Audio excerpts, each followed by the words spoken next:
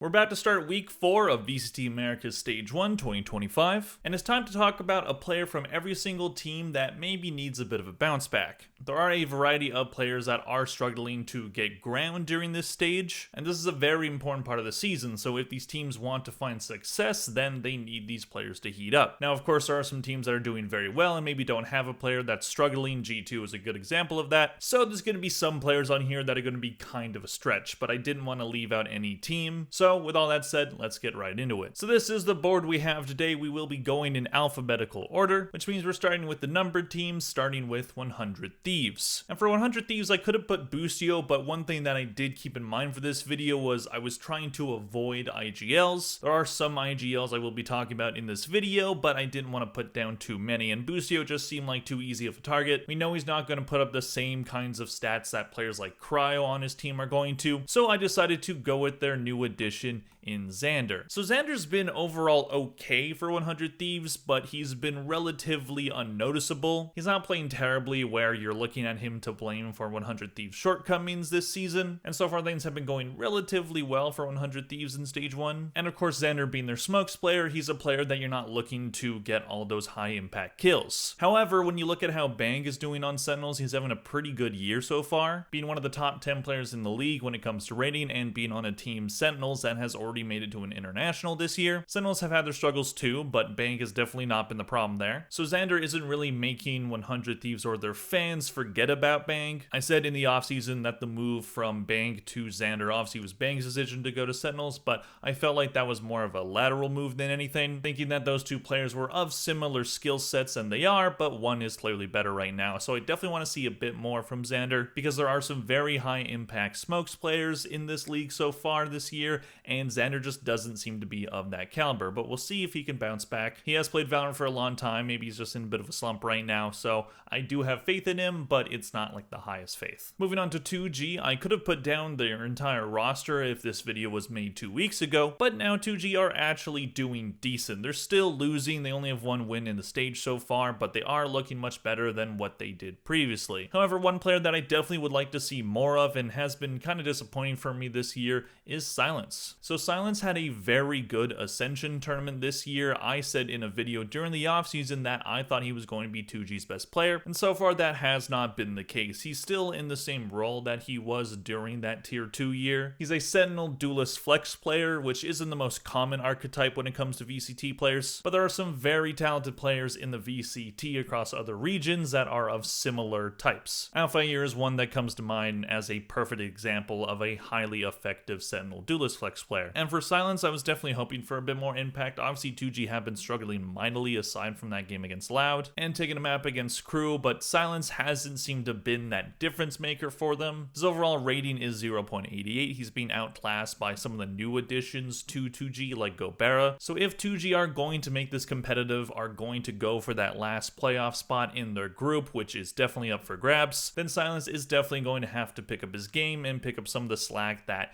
the team is lacking from Spike not being there as their main duelist. Moving on, we have C9. Now this team is also doing quite well, but a player I definitely would like to see more out of is Net. So Net started the 2024 season in Tier 1 being on the G2 roster. He was previously of the Guard. Unfortunately for him, he was kicked off that roster. He goes to Tier 2, plays on M80, has an okay year in Tier 2, but of course fell short of that ultimate Ascension goal. However, because of the dropping of Moose, he's able to find his way on the C9 roster. And my hope for Net this year would be that he would try his best to make G2 regret dropping him. But with how good G2 is doing, that's of course very hard to do, but I don't know if Net's performance overall so far would make them even consider that. He hasn't been playing terribly or anything. He's had some pretty high impact plays, and I definitely think that he's been a better addition to the team than Moose was. But overall, I still think that there's more to give for Net. He's been around Valorant for quite some time. He was on the Guard roster that ended up winning Ascension. He's been a part of some pretty good teams throughout his career. So overall, he's not playing poorly, but I have to choose a player for every team, and Net, I think, is the greatest example when it comes to C9. Moving on to Evil Geniuses, we have a player that I was really hoping would have a good year, but so far it's gone in the wrong direction, and that is Icy. There's no other way to slice it. Icy has had a rough year so far. Stage 1 has gone pretty bad for him. He's bottom 6 entirely in rating, and his ACS is at a measly 178.3. Obviously, stats are not everything, but when it comes to duelist players, those are two stats that you would hope would be pretty high. Duelist players are supposed to be those high impact, get those frags, create that space, and Icy on G2 last year maybe wasn't the best at that, but he was decent. G2 system put him in a position to succeed, he just couldn't reach the same heights as, say, a Jogamo, who has looked fantastic on G2 so far. All the discussion that people were having in the offseason about Jogamo saying that he wouldn't fit in G2 system,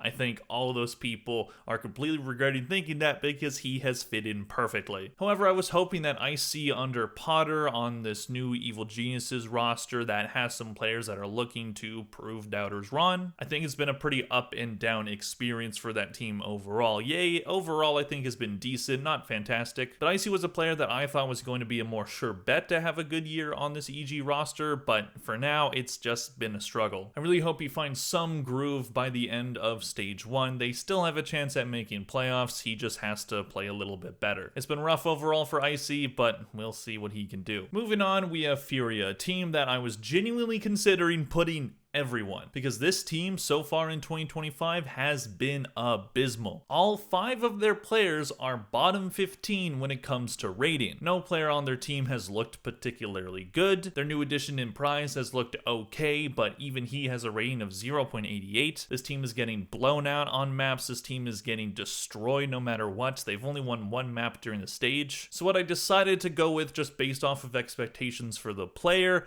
is Heat. Heat has not been this team's worst player, but he is nowhere near their best either. Having a pretty solid season on Kru last year when he stepped into that roster, Furia was hoping that they were picking up that player. And so far, it has not bared any fruit for this team. This team has not won a game in 2025 that wasn't that sub-roster that they had at the start of kickoff, and Heat hasn't been so-called bringing the heat for this team to get over the slump they're in. He's been pretty bad overall, his teammates aren't doing him any favors, but if this team is going to find anything this year, any hope whatsoever, then he's gonna need to start to heat up. That is 2 heat puns that I've done now. So moving on to the next one. Moving on, we have G2 now. This team is the best team in this region. They haven't lost in the Americas region in 2025 so far. None of their players are particularly struggling, so the best I could come up with was Jonah P. Remember, I said at the beginning of the video that there were going to be some stretches here, and this I think is the stretchiest. Jonah P has been good for G2 so far, but I do think he hasn't been as good as he was last year. Last year, the discussion around G2 and why they couldn't get over the hump in the 2024 season was the fact that they didn't really have a superstar player. However, Jonah P was playing like a superstar player. He was one of the best rated players in the Americas. I wouldn't say he was G2's best player by a super wide margin, but I think he definitely was their best player. And now we see G2 have basically every player on their team playing like a superstar, so that discussion is pretty much all gone, and Jonah P's job is a little bit easier now. So he doesn't have to be the one getting all those important frags. He wasn't last year either, but he was getting them. Now he can kind of sit back, play his initiator role, and do it very effectively, and he doesn't have to be carrying the team with his fragging. However, he can do it. I feel like at some point during the season we will see it. We've seen it at times during matches, but I do think there is more to give when it comes to Jonah P's game. He's shown it before, and I think he can show it again. He's the only player on G2 with a below 1 rating, but he's at 0.97, so it's barely anything. Moving on, we have Kru. Now, this is also a team that is playing quite well, so had to do another stretch for this one, but I decided to put down Shy. I was thinking of putting at Verso, but again, I was thinking of the whole IGL thing, so I decided to put Shy, who has had some pretty solid games so far this year. I think last year he was probably Kru's most consistent player. One thing that they really struggled with in 2024 was consistency. Kesden overall was pretty inconsistent. Their IGL situation was very much in flux, and now this year I think Kru has a much better roster structure. They have Mazzino back, and Verso seems like he's their set IGL for the year and has been doing a good job of it. And what we've seen so far from Shy is a pretty solid performance overall during stage 1, but much like Jonah P, I think that he still has that extra ceiling that we haven't seen from him yet. I think Shy can absolutely be a superstar player in the VCT Americas. On this Kru team, we've seen him steadily get better, but I think there's more to give. If Kru is going to end up not just being a top team in the Americas consistently throughout the year, making it to these these international tournaments, if they want to win them, they need more superstar power, and I think that Shy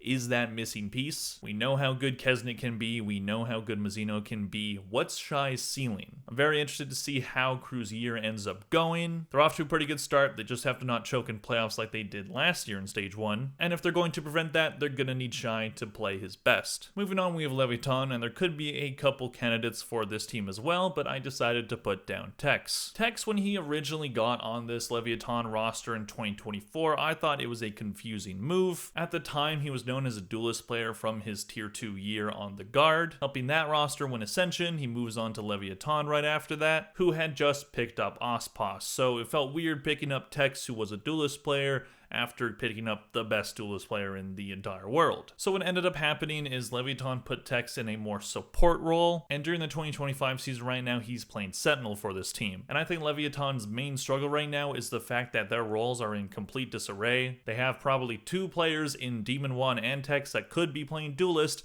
but they put Kane on it instead, which has been a pretty mediocre experience so far. He had a good game against Furia, but that's Furia, come on. And Tex, so far, he had a good game against Mibr, but they ended up losing that one. And then the next 2 ones, again, he had some good moments here and there, but not a ton. He still wasn't this team's best player. The weird thing about Leviatan is the fact that they're a team that is struggling aside from that Furia game, yet there isn't any particular player that is just completely dropping the ball. They're all just kind of plain mediocre. I could talk about Kane in this one. I thought about putting him down, but he is on a new role. I'm giving him a little bit of slack for it right now. We'll see if he can turn his game around, but Tex, I think, also needs to be better. Moving on, we have Loud. Now, the team is struggling overall, so I could have put a couple of players down here. However, I decided to go with one of their newer players, and that is Vinny. Now, Vinny is this team's IGL, so this is breaking my kind of rule of no IGLs for this video. But for Loud, I just had to put Vinny down on this one because what happened, man? During kickoff, Vinny looked very good. He looked like he was going to be an IGL that could call well and frag. He had very good stats. I was very impressed with them, and so far during Stage 1, he's been abysmal. He's the lowest rated player in the entire Americas right now at a measly 0.65. Technically, he's tied with Rafa for that one, but still lowest in the entire league. His ACS is really bad at 129.3. He looks like a bronze player out there. And while his calling might be okay overall, it's not bearing this team fruit right now. They are 0-3 during the stage. After a kickoff tournament where this team did fall short, but overall had some really promising things going on for them, this team has just looked like a shell of itself, and Vinny's performance is unfortunately one of the reasons why. He has bottom fragged for his team in every single game they have played this stage. He hasn't gotten more than 28 kills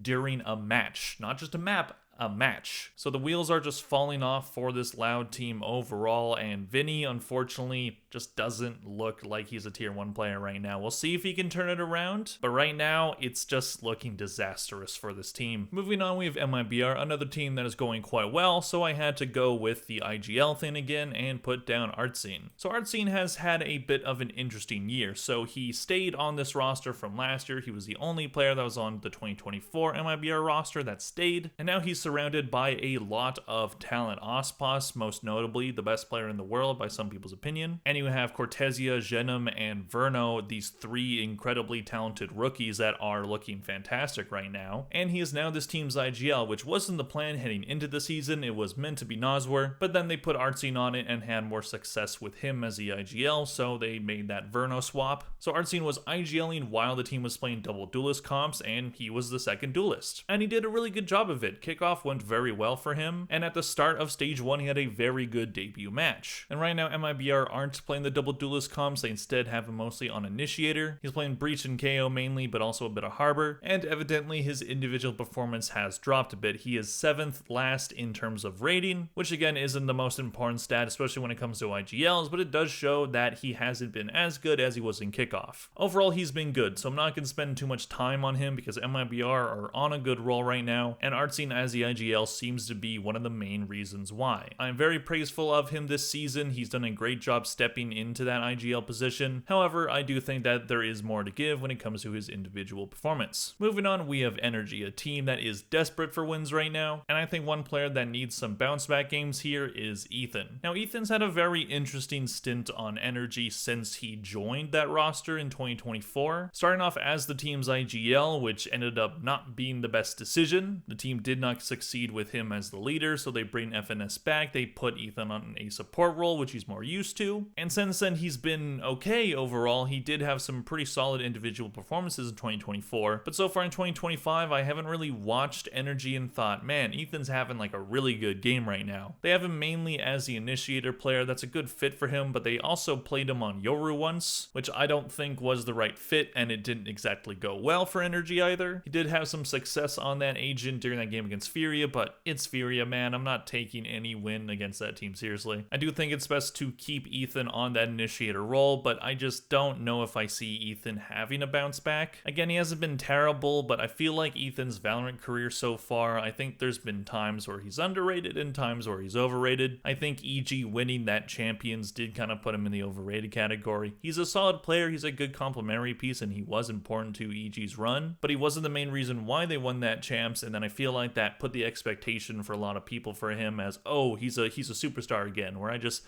don't see that for Ethan. I think he's a solid support piece on a roster. I hope he bounces back. If Energy is going to get anywhere this year, which seems unlikely, they need some of their more experienced players to step up, and Ethan just hasn't seemed to have done that yet. Moving on, we have Sentinels, and I feel like for them, there's only really one candidate, and that is Zelsis. Again, not a player that is playing terribly on a team that has been pretty good in Stage 1 so far. However, when it comes to Zelsis, there is kind of this anvil above his head kind of deal going on. We know that Sentinels have multiple players in their academy team that could be candidates to eventually be on the full roster. I don't think it's going to happen during the 2025 season, but if Sentinels struggle, then we could see it happen. So far, there's still a really good team in Zelsis. While his individual performance hasn't been the best, that's been the case for a while. He's not meant to be the main guy clutching everything out, but when he has to be clutch, he can be, and we've seen that at times this season, most notably by the end of kickoff. However, his Bangkok didn't go so well, and so far in Stage 1, it's been a bit of a struggle for him. He is kind of fighting for his job next year, because when it comes to roster swaps, while Redux is a much different kind of player,